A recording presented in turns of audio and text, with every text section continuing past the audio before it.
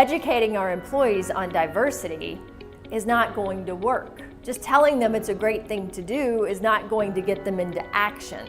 You see, we have to tie it to the language of the dollar. We have to make it relevant to them. And who in here works for an organization that's leadership does not want more profitability and more agile companies? We want people at the table who think differently.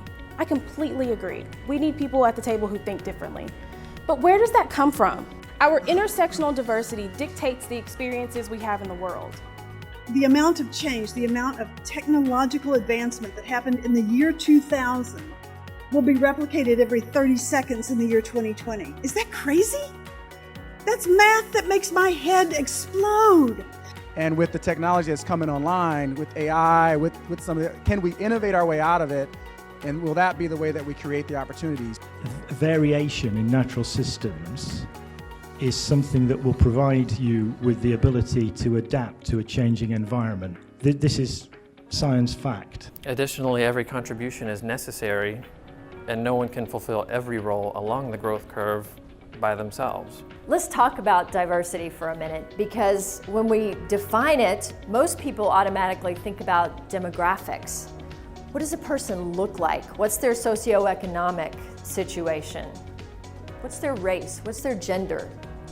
That is a huge part of diversity, and it's necessary. But there's also cognitive diversity.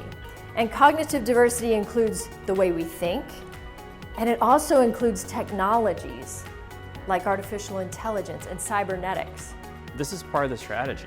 They are looking at this, not really, it's the right thing to do, but more than that, there are now business justifications that are in place that make this an important focus area. The business case for diversity is made. Anybody in this room doubt that? Do we need to spend conversation time really pressing that case? Coal Sky Group really nailed it.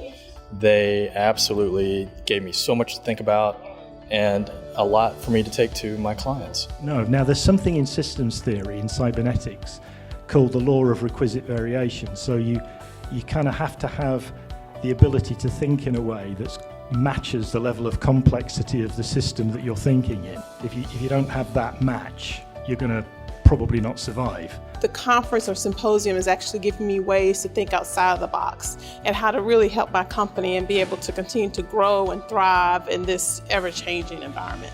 So this idea of transactional to transformational, we have to transform ourselves first.